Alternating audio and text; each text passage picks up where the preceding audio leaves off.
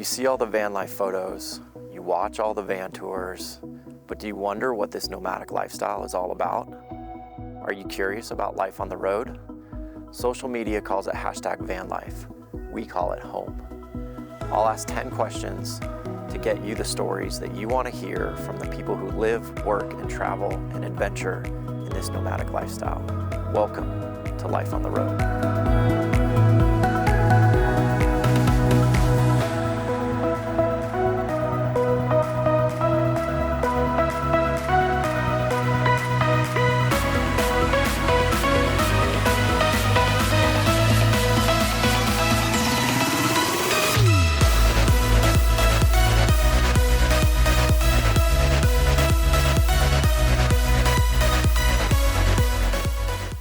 ¿Todo bien? Yeah, I'm good. Okay. Welcome to another episode of Life on the Road, where I ask 10 questions to get you the stories that you want to hear from her life on the road. This is amazing. Welcome to the ranch. Yes, to the ranch. In New Mexico. And we are in New Mexico. We are in beautiful New Mexico. We're going to talk about the ranch. We're going to talk about a lot of the details as to where we are right now. But yeah, this is pretty special. Thank you so much for coming. Thanks for having me. I mean, well, you're having me. We're just happening to shooting the show here, which is amazing. But you've been so gracious to let me stay for the last couple of days on the ranch, and this has been incredible. Nomads welcome. Yeah. Yeah, if you're a nomad and you're in the New Mexico area, yeah, reach out because you need to come see this place. It's quite special. It's quite special. And what they're building and what they're doing here in 6 months, in a year, is going to be incredible. Qué maravilla. Yeah, it's gonna be incredible. So I'm fortunate to be here in the very early stages. So I'm seeing just the little start of it, which is gonna be pretty amazing. Of the Wild Soul Sanctuary and healing. Yes, exactly. So as we always start the show, tell us who you are, where you're from, and how long you've been on the road. I am Shami. But your full name is? Birth name is Shami. Shami. I like Shami. Whatever resonates. That's right. Exactly. And I am bi-coastal, essentially, growing up. Yeah, for sure. I grew up by the ocean, so born in LA. Okay. Raised in Florida with my mother. Yep. Went back and forth my whole life. Okay. And lived in Los Angeles for a very long time. And Colorado is where I found myself. Okay. In the midst of the Rockies. I can relate to that. Colorado is where I found myself as well. So it's magical. It is a magical place, for sure. I didn't realize you were born in LA. I thought you were born in Florida. Yeah. Born in LA, then went to Florida. Yeah. Okay. Yeah. Okay. There you go. Oceans, mountains, That's and rivers. Right. That's right. Yeah. And then how long have you been on the road? Yeah, I left Los Angeles in July of 2020. Okay. End of June. So it's been coming up on 3 years. Almost 3 years. Mm-hmm. And started out the first 6 months in a Honda Fit. We'll get to your rigs eventually. But which is pretty amazing. Your rigs, you've had some interesting vehicles through the years. So. But yeah, that's where the journey started. Yeah. A few years ago. Okay. I love it. Well, we're going to learn a little bit about your life on the road today. So, question number 1, what was the beginning moment, cause, or inspiration to live your life on the road? I've always had a little bit of nomadicism in my blood. Okay. I can see Moved around many places and many things from childhood on. And 2 years seemed to be about that time. Okay. It was interesting. Always had the need to move on. And then starting life out, it was during COVID. And my sanctuary space in the city was getting to be chaotic. Yeah. And didn't know what was going to happen with the world. So I decided to simplify. Sure. To just simplify and get back to my wild self. I spent a lot of time in the forest in Los Angeles and have been saying for many years, I just need to go live in the forest. I need to live in the forest. I need to live in the forest. So this was the perfect opportunity to do so. Yeah, it really was. And I had a friend at the time staying with me, and he was just like, well, this is it, let's go. Nice. And he'd been hitchhiking down in Patagonia, so he was a big inspiration to just cut the cords and just do it. roll out. And Yeah. there was some amazing community there, but it was necessary. Okay. Needed to spend time in the quiet. So really simplifying from the chaos was a big inspiration, and just connecting to the land and being able to build my own warmth internally, externally. Absolutely. And figure out what home meant, you know. Yeah. It wasn't the places I'd been, so It wasn't LA at the time. It wasn't, you know, Florida. it wasn't any of California at the moment. Yeah. Well, yeah. I hadn't explored the northern coast yet. Yeah. So there was just a lot of means to go explore and figure out where my vibration was in resonance. Very much so. I can relate to that very much. Very much. Question 2 is, what has been your experience with other nomadic travelers while living your life on the road? Oh, it's been such a beautiful symbiotic relationship. Yeah. It's so easy, and no one will ever go hungry. And so that compassion is what I feel a lot. That's Yeah. Well, it's something to where you automatically have something in common in terms of how you live your life. so you don't even have to bullshit. Correct. Just go straight to the value. Like, okay, Yeah, we're at yeah. least on this base level. Yep. Who are you really now? Like, let's really find out who you are. Yeah. We How we can you both adapt? we How both can you- have rigs. You know, we both live this nomadic lifestyle. You know, now let's go a little deeper. And, Exactly. yeah. And that's very common in this community. You know, so you know, finding that on the open road with strangers comes very easily. Yeah. It really does. Yeah. And there's doesn't matter how little food or little resources and whatnot you have. 100%. If someone needs something, Yeah. They're gonna come to your aid. yeah, Yeah. they really will. And the resourcefulness has been really inspiring. For sure. You know, and just being like, oh, you don't know what's going on with your starter? Let me just take a look real Yeah. quick. You know, Or it's hey, just- I have a guy. Like, go to this Exactly. person. You know, Exactly. I trust this person. This person will help you. So it's you been so supportive. Very So much so. supportive. Yeah. And just really like random fun. You know, it's so in the moment. Yep. And it's hard to flow with people a lot when they're in the system, Yeah. unorganized, of flowing in the moment truly. Yeah. Plans change like this. Oh, okay, this campground's closed. Where we're gonna go? Yep. The last time I was in New Mexico, we literally went to 3 different sites and they were all closed, and it was late at night, and Yeah. we ended up exactly where we should be. Yeah. It was beautiful. Exactly. Well, and like Adaptable. our meeting for the first time was last October here in New Mexico. Wildly enough. Wildly enough. The lands drew me back. Exactly. And then, you know, we've obviously, and this is how I feel like the nomadic community functions, is like we just keep in touch, you know, drop some messages occasionally on social media or, you know, via text message. And then it was like, hey, I'm coming through New Mexico at this time, you know, are you going to be around? And like literally, again, the stars aligned, and it was like, come hang out for 2-3 days. And, you know, and yeah, it's been absolutely incredible. Yeah. Like I truly love that kind of idea about our community and like how that works, you know. And you know, We get- paths will cross. Of course, 100%. Everything comes back around. 100%. Like when we met in October, it was like, we'll see each other again at some point, you know. Yes, indeed. Exactly. But it's, you don't necessarily know where or when, and you know, like, and as much as I travel, I'm all over the place, but it gives me more opportunities to make those unique, fun connections, you know, crossing paths with people. Yeah.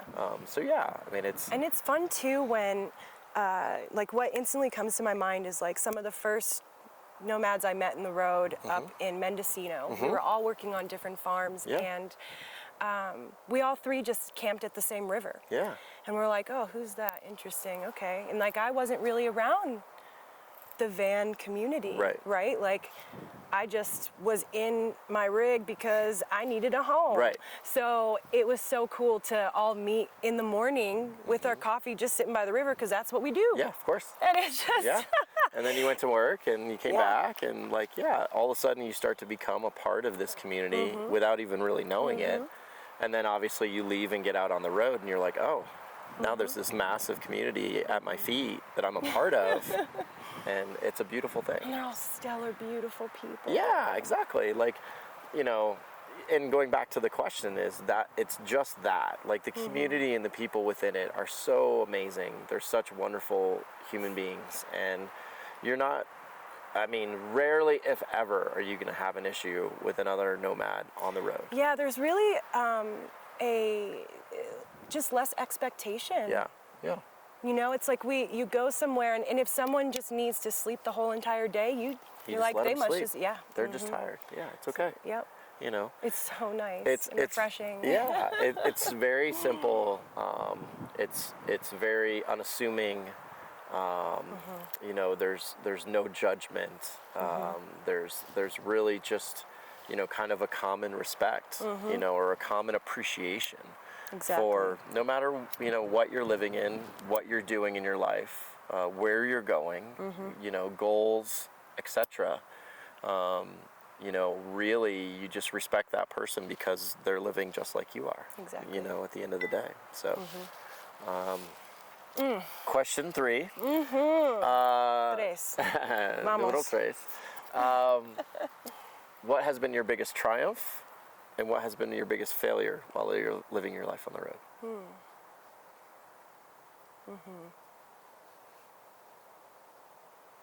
It's interesting because the failures just turn into triumphs if you look at them well, you know. Of course. Honestly, it's how everybody answers the question at the end of the day. Like, they'll talk about their failures, and then they'll get to the end of the question and they'll go, well, it really wasn't a failure. Yeah. And actually, to be honest, I kind of want to roll that into my triumph, you know. And exactly. So and it's kind of the point in how I wrote the question is very much like that, because I agree with you. Your failures ultimately become your biggest learning experiences. Absolutely. You know, and maybe the best part of your nomadic life, yeah. you know, is when you do fail and you go through that hardship. Yep. And you have to adapt, and you have to. No one else is going to pull you out. Yeah. Yeah, exactly. Well, and a lot of people talk about the idea like of, literally and figuratively. Yes, literally, Holly, literally, exactly. Yeah, no, for sure. But it's that resiliency that people learn, or it strengthens within them as they spend more time on the road. And, you know, a lot of people reference that as, you know, a really wonderful quality to earn and learn as you travel, for sure. So that's what life is, one big experimental lesson. Exactly, for sure. So what was your biggest failure? We'll start there, because we'll come back to triumph. Well, what comes to my mind is just when my Blanca here broke down like 3 times in Upper Peninsula, Michigan, going in between Marquette and the forest. Yep. And those temperatures just dropped so much, and she's like a Malibu baby. That's where I got her. So not used to the frigid cold of the Upper Peninsula in Michigan. No. Yes.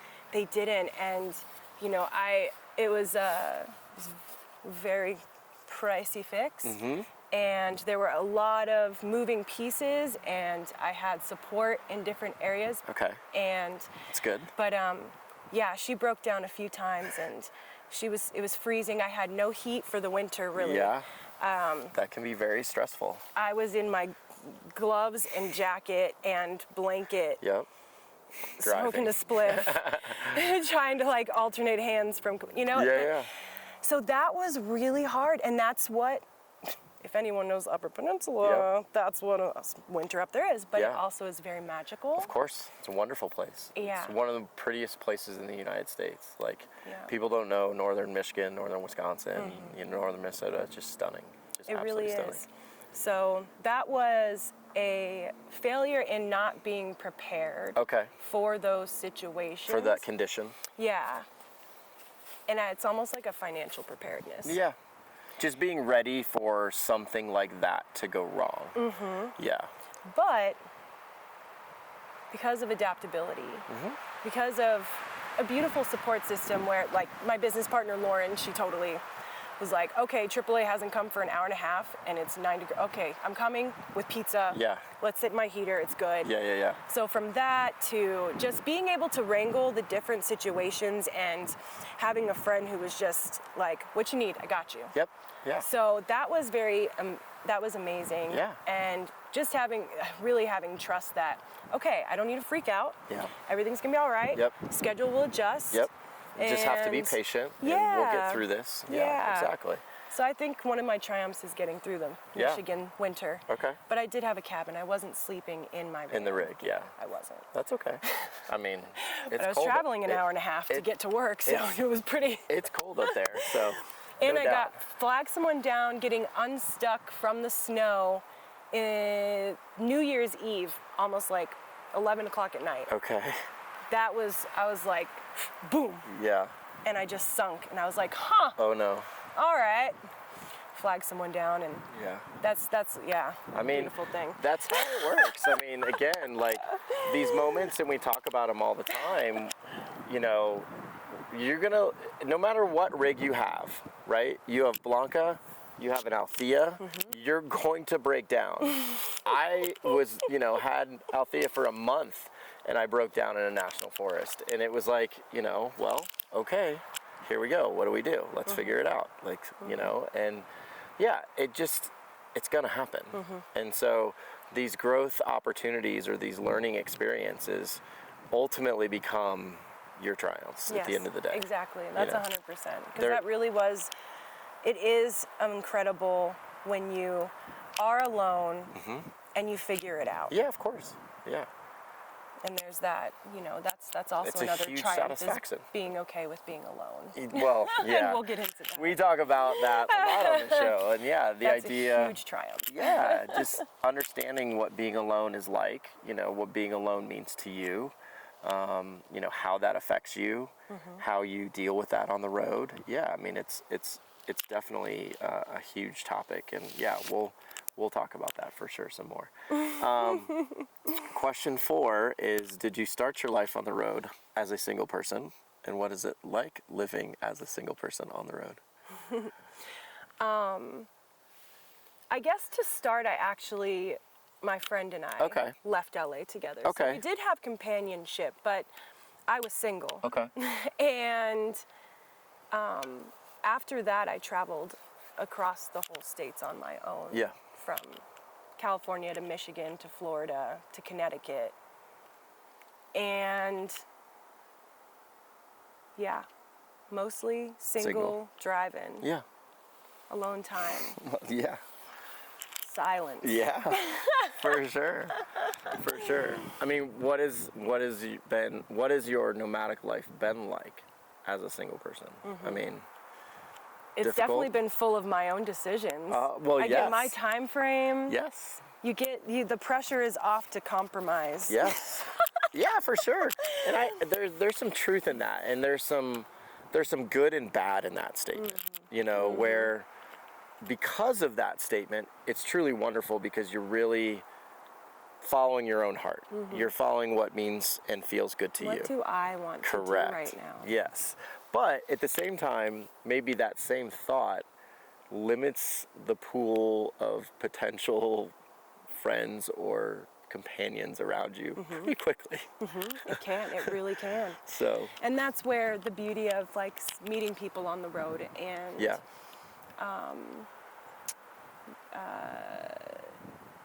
Going to events where our community is thriving it opens that looseness, and that I am happy to make my own decisions. Correct. But you have this beautiful choice of Hey, working with others this and person's going really on a hike great. with them. Yeah, like I'd like to spend some more time with you. Like you're really rad, whatever it is. Yeah.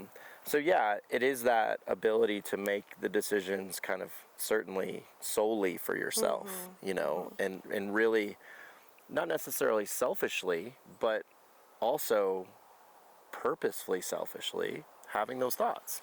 Yeah, and I think it's that intentionality, Yeah. and that I think the intention is to tune into ourselves and our vibrations. That way we may emit a higher light, a Yeah. higher frequency, a higher good vibes. Yep. Yeah, exactly. Shout out Chris and Matt. Hey.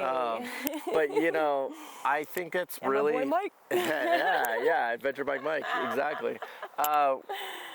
I think there's something to be said for that, and I don't think it gets talked about a lot. And we'll use this question to kind of elaborate a little bit. But and again, I've been very open to things that I've been working on personally for myself. But I think it's that concept of really understanding who you are at the end of the day, and focusing on yourself and what means the most to you, how you are truly happy, how you are truly healed on the inside for your own person. Because once those things start to take place, then you start to admit, you know, the connections and the bonds around you. You're but able until to receive. then, right. But I feel like until that happens, you kind of struggle with that. Like there's some kind of like energy that doesn't allow like that connection to take place. Right. So, Right, absolutely. You know. I hear you. And that's a matter of the saying of attracting what you put out. right. So Yes. if you are in practice, like say, in practice of meditating spiritually, right? And if you're doing that and you're sticking with that and you're really tuning into the stillness within, then you're going to start to emit that frequency Right, to to attract the others. people who do that. If Sure. we're in our rig and we're by the river, don't know where we're going to sleep, Yeah. and then someone might come along and say, hey, I got somewhere to sleep. Exactly. You're like, come on. Exactly. We got a fire already going, you know? So Exactly. I mean, there's a lot to be said for that. manifestation. Well, yeah, manifestation for sure, but it's also just a belief in a true understanding of oneself at the end of the day. And the more that gets achieved, I feel like, you know, the better then your connections surrounding you become, you know, at the end of the day. Absolutely. It's So- like a magnet. Yeah, it is, truly is. You know, and it's one of those things where, you know, being single or dating on the road is not easy. It's not. It's not. It's not easy. We'll make sure everyone, exactly. Let's make sure everybody understands that. Dating on the road is hard. It's not fun sometimes. It definitely, it's It not. can be. It just makes you come to the forefront and face to face with attachment. Yeah, it does. Yeah, very much so. At its like root, I'm pretty, yeah. Because too, more than likely, that introduction or that meeting or that time that you're going to spend with somebody, and all of a sudden now, you know, you have a connection and you realize there's a connection there. Well, that time's going to be fleeting, more than likely. And so it's how that bond gets created and how that conversation continues after, because you're ultimately going to go your separate ways. Right. Now, And if you're interested in someone Correct. enough, then you're going to be you're going to try. reaching out. Yeah, you're going to try and You're like continue. curious, the curiosity. For sure. But that's another beautiful thing in our community, the curiosity Yeah. for each other. Yeah. Well, and for place. Yeah. You know, for going to a place that you've never been, i.e. where we're sitting right now. Like, I've never spent hardly any time in New Mexico. And, you know, moon landing last year, shout out Josiah and the, you know, Journal of Lost To Time. the whole crew. The whole crew. Yes, that was an amazing event. And, you know, again, opened my eyes to New Mexico. And so Me that too. curiosity of place is very much embedded within our community. And I think that's a wonderful thing, for sure. So speaking of places, Aye. question 5, what is the best place or craziest place you've had sex during your life on the road? Well, a lot of it has been a little celibate and alone. Like I said, tuning into my own vibration. Touche, I got it. But honestly, I think one of the funniest times wasn't that crazy. It was in another friend's van Okay. in a city. In a city, okay. And we were parked at a trailhead, Okay. but on the side, and it was rocking. Okay. And by the time when we saw a cop go by, and then we chilled, scoped it out, and then by the time we came to a peace, Yeah. we had a ticket on the car. And I was like, when did that happen? That's Sneaky fool. that is amazing, amazing. You know, That was pretty funny. Nothing like a $100+ ticket to ruin your moment of ecstasy, but you know, It didn't ruin it anything. didn't ruin anything. Touche. I love it. No. Hell yes. Hell yes. That was It's the way it should be. I love it. much needed. I love it. Yes. That was after some celibacy time. Yes. That was after some me time. That's a triumph right There you go. Exactly. No, just kidding. I love it. I love it. Oh, it's perfect. It's perfect. What state was this in? California. Okay, California. Okay, perfect. It was in Los Angeles. That's awesome. It was fun. Love it. Question 6. Which we have magical trails there. Yeah. I mean, LA has some really cool trails. Such a beautiful forest. Yep. An amazing trail crew that you can go volunteer with anytime. Yeah, I know Take you're care passionate of the about land, that. Yeah. Steward the land. Thanks for Exactly. helping me mark out a bit of the trail here. Of course. Shout out to Mount Wilson Bicycling Association, Low Lifes. Exactly. Yeah, it's pretty cool. It's really nice to give back to the land. Yeah, of That's course. I mean, that's like the main thing in life is to be, how can I be of service? yeah, exactly. And if we tend to our land, Yeah. everything comes back full circle. Well, they give us oxygen. You and know, take our dogs. let's narrow it down to the nomadic community. Yeah. You know, like we are seeing, and it comes up all the time on the show, you know, places like 525 in Sedona get closed. You know, we're seeing Phil's Trailhead have issues in Oregon, at Bend. You know, all these places, we need to really begin to open our eyes to how we take care of these places. Absolutely. Because if Leave we it don't, better than you found correct. it. It's a super simple concept. When you go to a place and you park there and you're fortunate to park there, That's right. leave it Gratitude. better than you found it at the end of the day. And while you're at it, Maybe improve leave it a an little offering. bit. Yeah. Some tobacco. Yeah.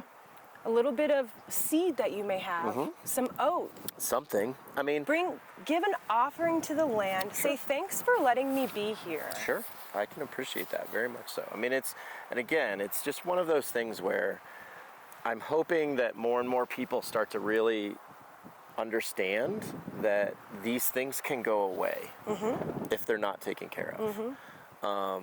And you know, sadly, the closure in Sedona and whatever happens with Phil's is going to definitely, I'm hoping, open some eyes and you know, make some people realize that, okay, I need to do better. You know, so we will see. Be more conscious. Get your own eatery and don't use any plastic. As little as you as you can. possibly can. Yeah, it's hard. Super hard, but I get it. It can be completely. hard, but if we just take conscious steps to like Little things. in that direction, Yeah. then it's less and less. 100%. And Yep. yeah, Again, just- little steps. but that's part of the beauty is that we do, I think, leave a smaller footprint in many ways. For sure. But it also, it depends on how we roll. Yeah. So roll consciously. Exactly. Exactly. Roll with the thought in mind is I'm always going to leave places better than I found them. Period. It's a very simple way to kind of travel and live at the end of the day. Yep. Otherwise, the magic gets drowned out. Exactly. Don't let that Then happen. we don't have access anymore, and that would be a really terrible thing. Heard that. Question 6. How do you make money while living your life on the road? I like this question for you. Thank you. I like this question for me too. That's partially why I headed out too, was to be able to share my gifts for balance. Yeah. My knowledge that I've gained through massage therapy and body work. I changed my whole business to reflect nomadicism, and so it's Nomadic Bodyworks. Yeah, let's plug your Instagram so people can find you for sure. Bodyworks with an RX, like your natural prescription. Yep. What's your personal one as well? We didn't plug that in the beginning. Do you want to plug your personal Instagram? Or just Bodyworks? Just Nomadic Bodyworks. Yeah, I like that too. Yeah, that's good. Also, come and be friends and then pop into that, you know? Exactly. Let's also shout out where we are, and we can, is there an Instagram for the ranch? Yeah, absolutely. Yeah. Leaping Deer Ranch. Yep. Leaping Deer Ranch in Sapello, New Mexico. Yeah. And soon to come, we're building the websites, but since we have rooted here a bit, Lauren, Mystica Lolo, and I are opening Wild Soul Sanctuary. Yes. So that will be one. But Leaping Deer Ranch, Nomadic Bodyworks, Yep. and Mystical Lolo. Yep, we'll play it. You'll keep posted. We'll plug them all for sure. We'll plug them all for sure. Thank you. We need support. Yeah. Again, like, let's talk about the early days of like your journey with kind of doing body work and massage, and then getting to this point where you're at right now, where we're sitting right now. Yeah, actually, so I've done a lot of, I teach stretch and flow. Okay. So it's an integration of yogic stretching and self-massage and mindfulness. Definitely have meditation and some sound bath in there. And it kind of turned into me doing the routine that made me feel balanced, and other people saying, well, I want to learn. So I said, all right, let's do this. So Northwest Nomads hired me to teach stretch and flow, the last one. It really serendipitously happened, and I was in Georgia at the time. So I went out to Oregon, and I did a pop-up healing sanctuary. Nice. So that's what I did at a few gatherings. So we'll pop up like a nice little tent, have a massage sanctuary inside. There's a lot of herbalism as well, so I'll make little smoke blends that you can take home and add it to whatever it is you roll. And so working on medicine making, massage and body work, and teaching the stretch and flow for some good morning rising. And then let's talk about here. What are we doing here at the ranch? What's going on here at the ranch? Also, on a side note, a lot of my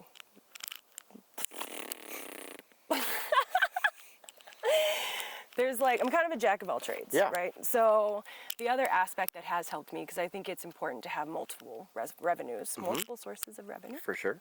So I do interior architecture as well. So I was doing interior architecture from afar in Los Angeles. Did some plans, all that good stuff. Well, that's what you were trained in. Exactly. Well, that was my second. That's my second career. Massage has been going on for. Oh, that's the first. Okay, it's about. This will be the 12th year coming up in November. Amazing. So I'm on Magic 11 right now. So yeah, architecture helped a lot as well, and then working on farms. And those have been different sources. And then the herbalism helped as well, you know, so popping up at these events and not only teaching, but being able to share my experiment with the sacred medicine that comes straight from the earth. Sure. Yeah, it's amazing. I love it. Yeah. Absolutely love it. But now I've been here at the ranch for a couple days. Been fortunate to be able to see the spaces. We walked the grounds yesterday. We did a little trail finding exercise yesterday, which was wonderful. But your space here is truly special and is amazing. I've meditated in it every morning. It's magic. I can't wait to see what you guys build here. I mean, it's going to be something really, really special, I think. Thank you so much for that support and feedback, because we're really excited about it, and it is a very big step to plant being nomadic and then being like, oh, I'm in this box. Oh no. What do I do? Okay, I can adapt. Let me breathe into it. But Wild Soul Sanctuary, soul like the sun. And we are a inclusive space for all walks of life to come as you are, who you are, wherever you are. And we just hope to be a source for recalibration. Sure. A source for people to feel at home at whatever stage in their life it is. And we hope that the offerings that we have is the medicine that whomever comes through needs. Yeah, of course. Yeah, I mean, between you and Lauren, it sounds like you guys are going to cover all the bases. And, you know, really, whether it's massage, whether it's meditation, whether it's yoga, whether it's stretch. And some cacao ceremonies. I mean, Lauren leads that, and she studied with this amazing woman, Tori from Costa Rica. So she's brought that heart medicine here. So we're starting to do retreats. And so all of our retreats start off with some good heart-opening medicine. Amazing. So that way we're all on the same level of vulnerability and acceptance. And then we do, like you said, body work and massage and yoga and meditation and chakra alignment and really yummy food. For sure. Yeah. We make really yummy Ayurvedic, not strictly vegan Yeah. or vegetarian, Yeah. but cater to the needs of what our bodies. Yeah, or your Need at the client or time. customers want. Yeah, of course. Absolutely. Exactly. Yeah. We just hope to help people recalibrate to their natural cycles. I get it. And this place is truly special. I mean, we walked around yesterday and walked the grounds, and hopefully I'll post some photos to kind of show. But yeah, I mean, it's really kind of a magical place. And your studio is a magical studio. It has some energy that is just, you can't define. Like it just, you sit in the space and you're transformed, and it's really, really wonderful. So I'm looking forward to my massage this afternoon. Just Got you. Exactly. But I've been meditating there every morning, and it's just been, it's a magical space. Like It's all wood. Yeah, it's stunning. There's just this ambiance in there that kind of glows to me. I mean, it's truly kind of, you walk through the door and it just opens its arms to you, basically, whatever And it's just it is. this little humble space. Yeah, it's super small, but it's perfect for its intended use. And yeah, I'm so excited for you guys. I'm so excited for you. Thank you. I can't wait to see what happens and where this evolves. And I mean, the ridge line and the hiking and the grounds here are just, spectacular. Yeah. Yeah. Can't go wrong when we have horses and ducks and chickens. Yeah, I mean, wild horses on property, ducks and chickens are right behind us. Yeah, I mean, it's truly special, truly special. Yeah. Thank you. So, question number 7, what is your rig? Siete. Who built it, and why did you choose it to live your life on the road? Aye. And we can talk about all of them. The many different ones. From the Fit to Blanca. Yeah, the Fit was packed. The Fit was packed. We just That's had a small vehicle. It was, but it went flat. Yeah. It goes flat, so you can lay down flat, Yeah. nice in there. Okay. So that was cool. Yeah. But that one we loaded. My friend Matt and I, Papa Nomadic, we stuffed that thing to the brim, and then behind us, up here, about this much space left, was my cat Fiona. So Fiona was up there kicking it. She was the best travel cat. Yeah. Oh my gosh. Amazing. She traveled so much, and then would just pop out, hang out, Yeah. come back when it was dinner time, or if she felt like it, lounging in the sun. Yeah. Amazing. But so we packed up the Honda Fit, moved up to Mendo, did our thing, and in that Fit, I stayed at Buckeye Hot Springs, which was my most transformational moment, Okay. I think, on the road. One of. But it was the beginning of the journey. It was like within the first month. Okay. So it was amazing, and just had the Honda Fit popped out there, and the squirrels were coming in and out. They were crazy. But Buckeye Hot Spring is incredible. Magical. So all my vehicles have taken me to a lot of hot Okay. springs. Yes. We went to a hot springs last night. It was Yay. awesome. So had her, Okay. ended up getting my friend and I got a Mitsubishi Delica together. Okay.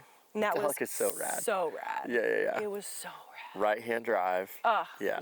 Amazing. Which is easier than you think. Oh, It's nice. I've had And you've done right-hand it, drive which vehicles, I imagine. the last like 7 years or 5 years of my life. So yeah. So she was badass. But in the end, I needed my own sanctuary space. Okay. So I went back to LA for a month, if that, Okay. 3 weeks. And I found Blanca. I wanted to get a GMC Safari or something, a Safari or the Astro, because it was compact enough, it was stealth enough, and it had a truck chassis on it. Yep. So I appreciated that heavy dutiness, Yeah, for and sure. I just wanted something to last. Yep. And it didn't have to be too big. Right. I wanted it to be decent on gas. Yep.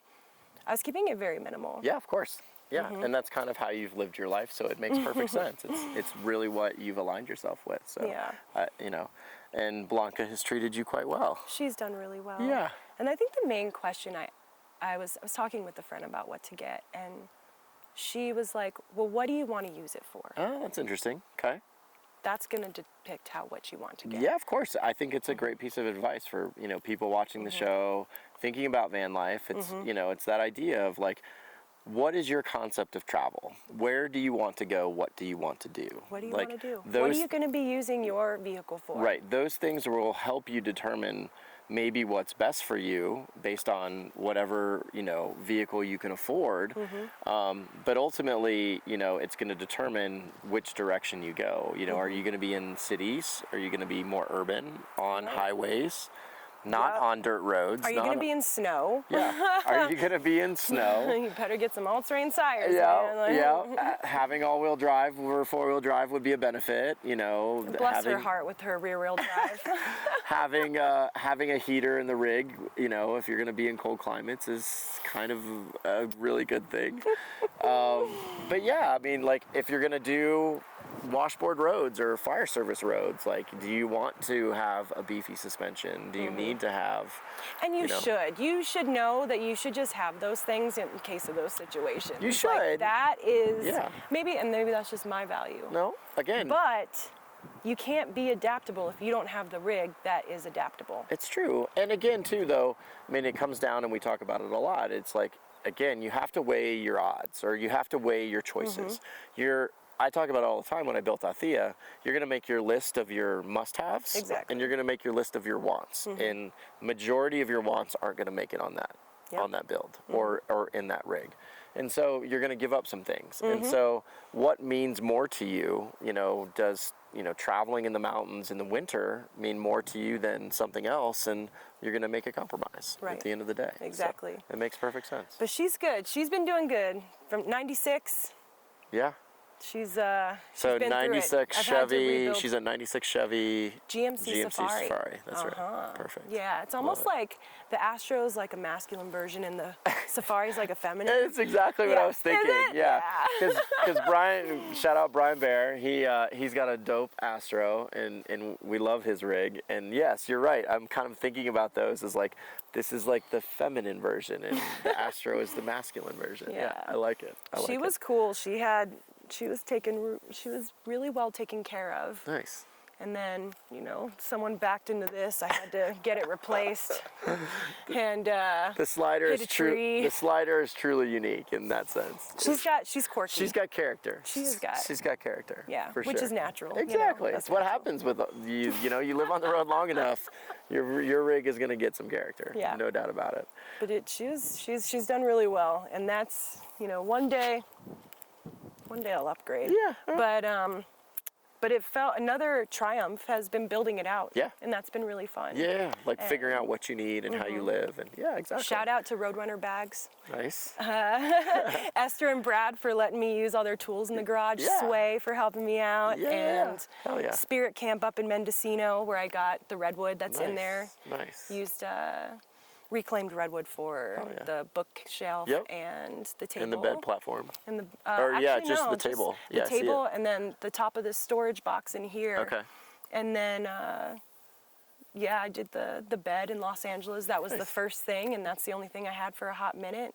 It's awesome. That's all you need. Yeah, we talk about it all the time. Like, you need a rig and a bed. Sometimes you don't need a bed. You just need a mattress and a sleeping bag. Just come out and join us on the road. It's not that. It doesn't have to be that difficult. It doesn't have to be that complicated.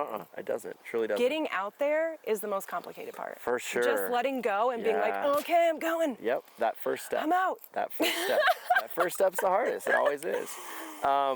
Question number 8. What is your best bathroom? Number 1 or number 2 story from Life on the Road.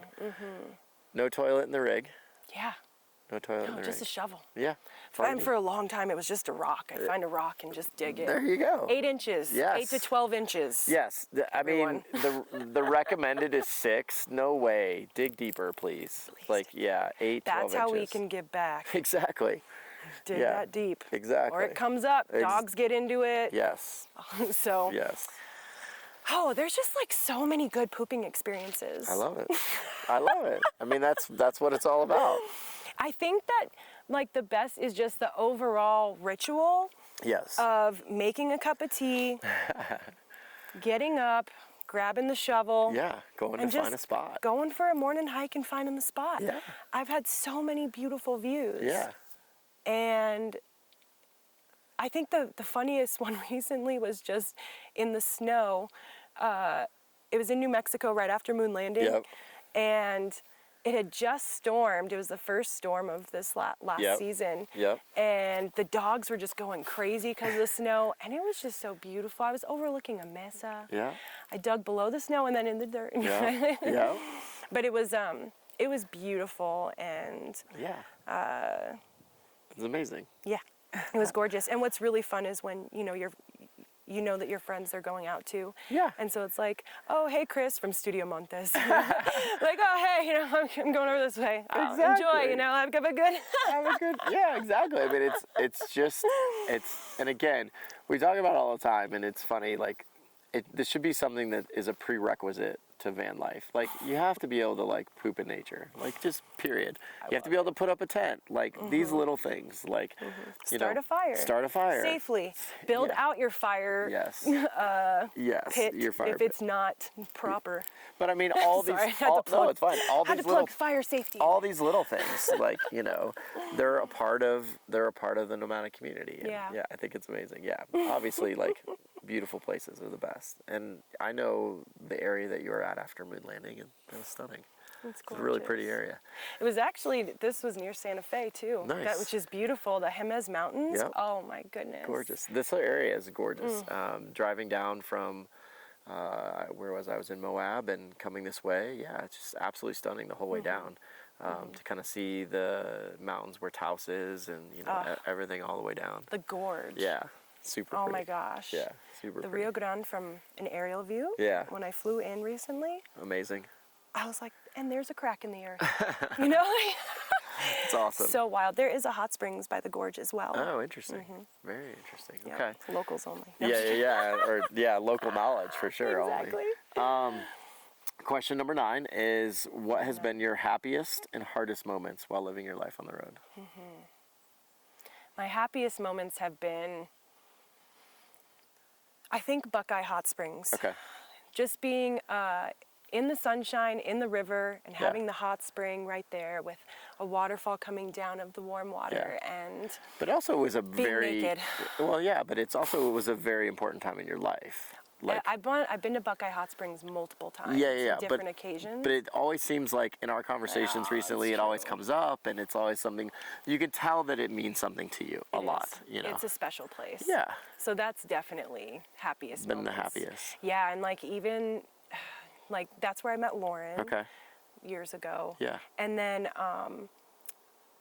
I met a woman who was living, Sarah. She was living in her bus with her 3 kids. Wow. And she was such a badass. And we ended up having just like a sweet camp crew there. Yeah. And soaking in the sun and the waters. Yeah. Those are definitely the happiest moments. Very of cool. Soaking in the sun and waters. Yeah. And Mount Shasta. Mount Shasta's awesome. Oh. That might have been one of the most amazing moments too. Yeah. Panther Meadows. Okay. I camped out for a birthday, and I was by myself, and rode my bike up the road to Panther Meadows. And I just went along this trail, and the water, the river stream, you couldn't really see it. Okay. It was below the ground surface, but you could feel it. Okay. And so the vibration of being able to feel that water running through below your feet, Yeah. Pretty amazing. incredible. And it was like this beautiful meadow, and then it was like the trail and a line, and it was like rocky, different kind of like, not Utah-like, but bouldery and whatnot, So it was this wild line, and that is a really sacred space for many past Native American tribal gatherings, and Interesting. kind of like this peaceful gathering space. Very cool. So there's a lot of sacredness to that land, and that was probably one of my most special moments. Okay. And just starting a fire by Love it. myself. And What has been your hardest moments?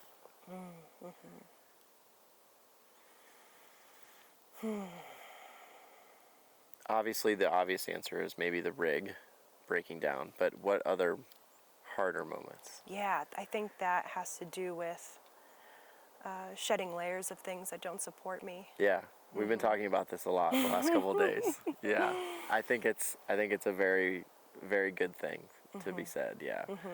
It's definitely, coming in acknowledgement and in appreciation of those dark sides, of those shadow sides of ourselves. You know, we have For sure. all spectrum. So I think that having the times where I didn't have, like, I've done a lot of things alone in my life because it's been a matter of not waiting for, not begging people to come with. You know, if they want to come, they'll come. Of course. This is what I would like to do. Yeah. Yeah. And so having those moments alone in the van was really healing in a matter of just like, I don't need to have other people on here or like in the journey. Yeah. And it's great by myself, but there were definite moments of like, fuck, I just want to share this with someone. I'm so fucking lonely. Yes. Like, son of a bitch. Yeah. Yeah. Why? Come on, universe. I'm chilling. I'm doing my thing. What's up? Yes. And so just being okay with those moments. And sure. It's really like a testament of like, do you really trust? Do you really trust spirit to guide? Or some people call it, you know, your intuition. Let your intuition guide. That's really just spirit speaking through. Yeah, I mean, honestly, it's again, it's something we talk about all the time, and I've recently been talking a lot about it, and, you know, the concept of being alone. Like, whatever your motivations for getting in a rig and becoming nomadic, whatever they are, you're going to have to face this at some point. And it's going to be a reality, and you're going to have to deal with the concept of being alone and how you deal with it, how you face it, you know, whether it's good or bad. All of those things are going to basically happen, and you need to be aware of that.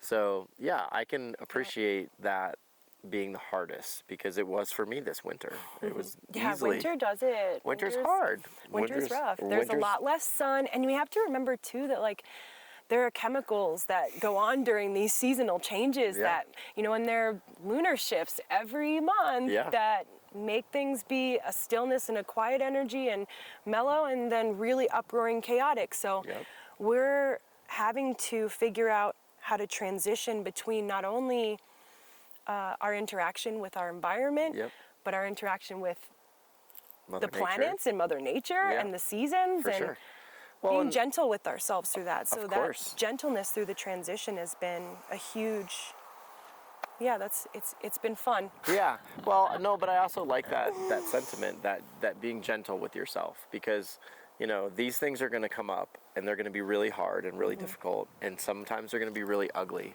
Yeah. And they're not going to be fun, and you're going to really hate it, and you're going to really maybe even hate yourself. Like, I know I did. Very true. Yeah. Like, what the fuck is wrong with me? Exactly. Like, you're going to... guess what? Yeah.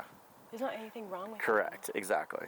It's allowing you to be patient, and allowing you to, you know, have a little bit of grace and have a little bit of compassion for yourself, and letting kind of just time pass, and not putting so much pressure on yourself to have the answer, to like go, you know, to have the ultimatum or the outcome defined. Like, you know, giving yourself space to be able to like, okay, I'm going to learn what this is, and we're going to figure this out. Oh yeah, this is the journey. Yep. Oh yeah, it's not the destination, it's the journey. It's this process.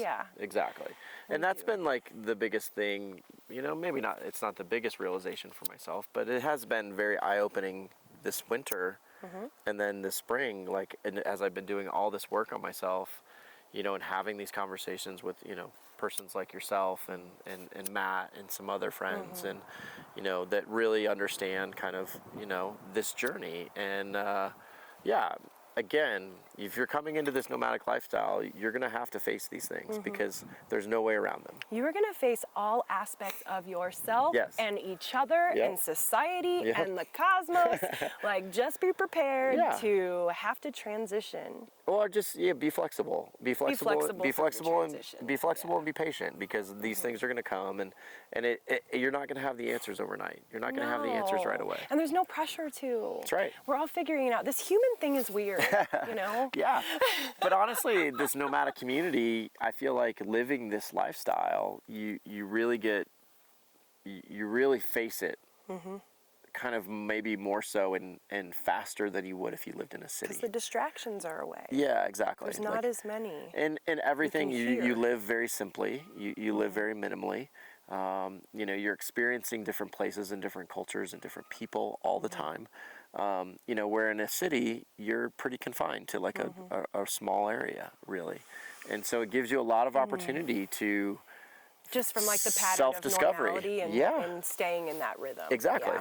And so, you know, you're constantly changing, and your environment's constantly changing, and your place is constantly changing, and the people around you are constantly changing. And so you really have to face, like, you know, what things mean to you, I feel like, very quickly. So Very much so. Yeah. And that adaptability. Yeah. I just had this thought of like being in the city, and it's almost like my head goes to gentrification in this thought, but a matter of like other people have to what's the word I'm looking for? Adapt to me. This ego thing. Yeah. Other people, everyone's got to adapt to me. Why isn't everyone adapting to me? Right. But when you're traveling, you have to adapt to your environment. Correct. Yeah. You have to know. You don't go in with ignorance and expect things. Yeah. You know, you got to figure out your town. Like, what are you going through? Like, what are my mannerisms that I think this lifestyle, you know, if you're not humble, it will make you humble. Or you will find humility, and if you don't, you probably won't last on the road very long. Yeah, it's very true. you need to be able to find that humility and that ability to kind of go, okay, I'm going to read the landscape here and make some conscious choices. And, you know, if you go in with a big ego and I am everything, it just doesn't work, you know, at the end of the day. It really doesn't. Yep. So this lifestyle is very difficult amongst itself, and then you throw on ego, and it really just kind of ruins it. So many layers to shed off. Exactly. Just be at peace. We don't have to let go of our ego. No. Like, we don't have to. Ego's It's always necessary. going to be It's there. always going to be here. We just got to be in balance with it. Correct. I like that. Very much so. Very much so. Keep ourselves in check. Exactly. Question number 10, last question. Define #van life in your own words, and then offer a piece of advice for somebody wanting to live a life on the road. #van life. I love everyone's reaction. It makes me giggle. I know. But it's just a tool, is what it is. It's very true. #van life is a tool to connect our common interest of being on the road and that curiosity for the common interest. Yeah, so I get that. I don't know. I don't #van care life what shows- kind of van you have. Yeah. I don't care where you're coming from, what you got, Yeah. what you don't got. If you're on the road, that takes a certain kind of person, Yeah.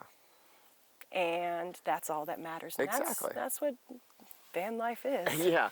I mean, it's nice to live down by the river in a van. that's what true van life is. That's what living in a van is. Versus, you know, we understand #van life on Instagram or social media is, I mean, it's real, but it's a glorified version of, you know. Yeah. It's not our real lives, for sure. It's not what we do on a daily basis. It's not how we live on a daily basis. That's what social media does a lot of times, is it shows the light. Yeah, it shows the good parts. I think that, And that's okay. Yeah. Like, it's necessary. It's a cool. necessary. Bring people out there. Let them challenge themselves It's a because it looks necessary cool. evil. I don't care. And that's fine. But Just also, be respectful in the process, or you're gonna get a rude awakening. exactly, 100%. But also, like, you know, I mean, it's tongue in cheek for a reason, but it's also like, you know, yes, you can see all the pretty things, and you can fantasize about like living this lifestyle, but understand, and it's the reason why the show was created, was to shed some light on what it's really like. Like, you know, what our lives are really like, the hardships that we go through, you know, the difficult situations, but then also the fun and the pretty pictures we do get to post on Instagram. Van life you know? is adaptability and freedom. Yeah, it is. I mean, That's what it feels to me. I get it. So what would be your piece of advice for somebody wanting to live this lifestyle? My piece of advice definitely relates to that adaptability. Being able to have those gentle transitions. So I think something that's really helped me has been finding stability on the road. Okay. And finding that stability through like rituals. Through having your, like, for instance, Like your daily routines. Okay. I ended up I don't really take care of my skin too well, to be honest. But when I got on the road, I realized that having a routine in the morning where I open my water jug, wash my face, brush my teeth, made a cup of tea, sat with that for a while and journaled, and then stretched out. You know, having that be the way that I wake up to start my day, that's been really nice. So whenever your rituals are, I think it's really good to keep practicing them diligently, even if you have to write them down, like, or have alarms for them, because I've very much enjoyed having, even if I wake up at 2 o'clock in the afternoon, I'm still gonna get up and wash my face. Do your routine. Or find the river, honestly. Go in a river. That would be one of the rituals. If I was parked by a river, like that was it. Just get naked and jump in the river and wake up. But also, like, again, too, because the lifestyle is so sporadic, because it changes so quickly, because you have to be adaptable, I think that's a really good piece of advice, is internally finding your own simple routines that kind of keep you on track, that keep you grounded a little bit. So, like, as you go and you face these situations where change happens so rapidly and you have to adapt, and sometimes that can be very jarring, that can be very, a shock to the system. So when you have then these simple routines that are personal to you, they're your base, they're your core, you can kind of go back to them in these moments of that, uncertainty or that, transition or whatever. Back to the foundation. Yeah, exactly. I think that's a really wonderful piece of advice. And it doesn't have to be complicated either. Something super simple, something super silly almost, It could be, to where it's not like, like for me, it's making a pour over cup of coffee. It's, it's that's a meditative moment. But now it's integrating meditation in that morning routine. So like that has been a big part of my life in the last, month. And so and you can change it. Like it doesn't have to be the same forever. Like, again, we talk about adaptability on the road. Like, find what works best. And because you're going to be changing all the time, and your location's going to be different, your friends are going to be different, all these places are going to be different, you're going to adjust that along the way. And that's a really good thing, so. Yeah, and that's where the juicy stuff comes in, is like being okay with that shift.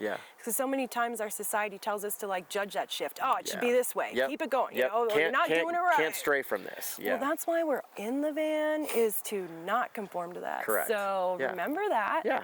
And you can do whatever you want at the end of the day. Yeah. And if things get really tough, I think it's good to remember, why am I on the road again? Yeah. What's my purpose here? What's my purpose here? Yeah. Yeah. I think it's wonderful. Yeah, very much so. And if you're lonely, reach out to a community. Yeah, I mean, it happens all the time. Like, again, I think this is a great sentiment to kind of end on. And you're going to be lonely, and you're going to find those moments where you're alone and you're sad, and you need a friend, you need a conversation, you need somebody to talk to, and the community's there for you. Like, there's no doubt. It happened to me this winter, and kudos to my friends Christine and Matt and yourself and some others that I was able to have conversations with, and it's been wonderful. And again, you're going to need those at some point. And also appreciating the loneliness. Yeah. Appreciating being alone, right? Being alone is incredible, right? The wolf, the lone wolf. Yes. Very strong. And you're going to have to find that moment. You're going to have to find that strength. And you will. Like, the road's going to force that upon you, whether you like it or not. And so, you can really deal with it how you want to, but finding some peace in that is really a wonderful thing as well. Very much so. Yeah, for sure. This has been amazing. Thank you so much. It really has. Right? It's been such a fun conversation. I'm so glad we got to do this here, especially in this setting, Thank in this you for joining me on the floor. Yes, this was great. I love this. Lovely. It feels so nice. Yeah, exactly. We are going to, actually, we're going to go enjoy a massage for sure. And then set up. Exactly. And then we're going to enjoy the rest of the ranch this evening. And yeah, we'll see you guys on the next episode.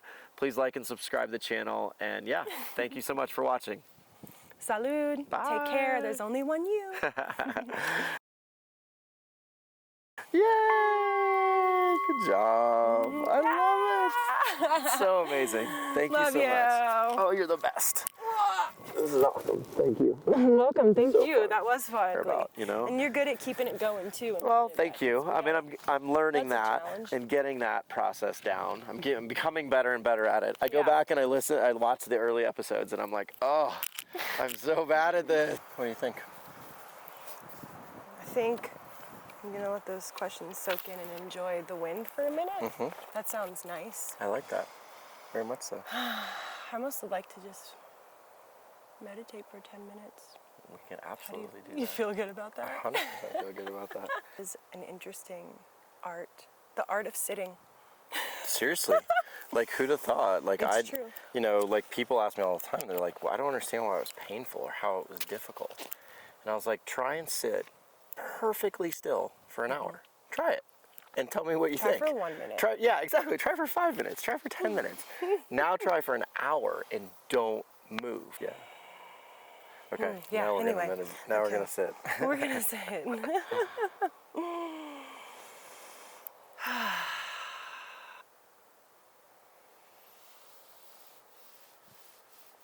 That was perfect. That will be the perfect end clip for the outtakes. They can just relax to that. Yeah.